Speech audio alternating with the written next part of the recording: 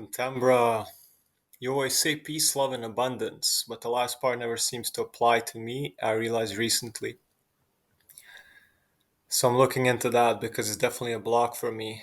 I heard another teacher earlier talking about soul contracts, and one that she mentioned was a vow of poverty from another life. What do you think about that being the reasons for one chronic financial scarcity? Mm, yes. It's like 66% of all fear is money fear. And we carry habitual energies of the way we talk about ourselves, the way that we value our lives, the way what we put value on in our lives. Is it material wealth or life wealth, health, right? Peace, health, and abundance. In a way, peace is health, and health is peace, and health is abundance, and abundance is health. So it will be focusing on things you don't have. I didn't get this, or that person didn't do this, or I wanted this but couldn't have it, or why can't things go like this in my life? I'm not saying that like we need to ignore our suffering, but there's always two sides to things, and one thing is always growing, and another thing in life is always dying slowly. And you can't, like, we are so limited as creatures, we can't look at the whole world at the same time. You can either look at a poor man or a rich man. You can't look at them both at the same time. So, a poverty from another life or financial scarcity comes from the scarcity mindset. And our parents had that, and our parents' had that, and it might not be financial. There are people in this world who are very, very financially set, and they have all the houses and all the cars and all the money in the world and all the time in the world to do what they want, but they're not fulfilled. They're always looking for something outside of themselves. And that's what scarcity is. We try to fill the gap with food. We try to fill the gap with approval from other people, with connection. I'm not saying we don't need each other. We definitely need each other. But it's not a codependent need where I can't live without you. It's more of my life is better because of you. But even if you're not there, I'm still going to live.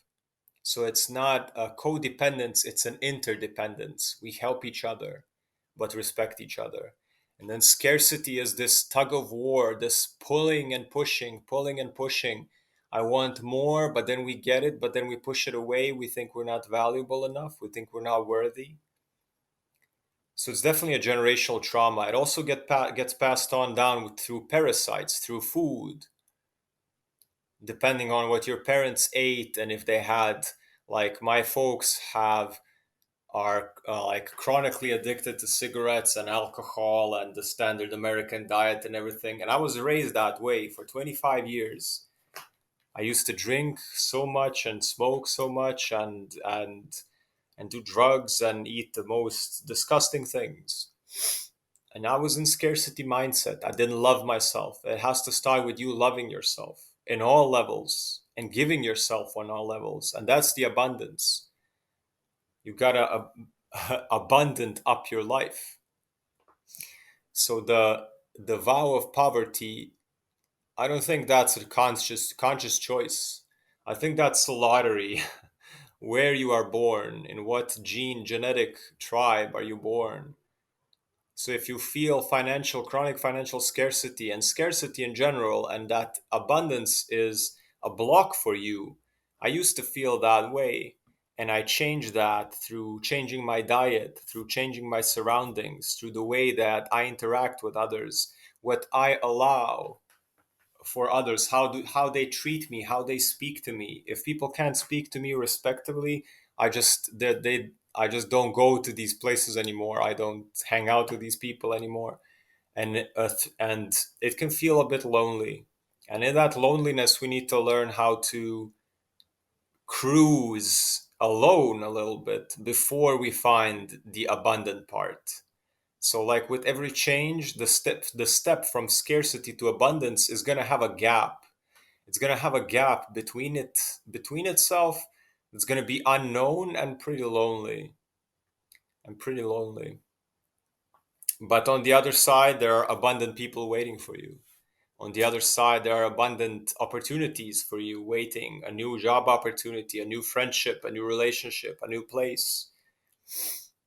But you got to take that leap of faith, and be brave and be strong. You got to learn how to be strong, because that's also abundance. Are you abundant with energy? You can't be abundant with energy if you're looking for something outside of yourself to give you energy. Always looking for that food to give you energy, always looking for that validation from somebody to give you energy, always looking for something. If you can get up and breathe and exercise, nobody can do that for you, and that is abundance. That means that you can take from nature and you can take from your own body to give to yourself. So, nourishing yourself with everything that's already available all around you. Peace, health, and abundance, Tambra. Thank you for all the support. Hi, Create Lines here. Welcome. Subscribe, like, leave a comment, share your story below. Check out my audio courses: Human Design, Basics, Intermediate, Projector Masterclass, other Human Design that will come out.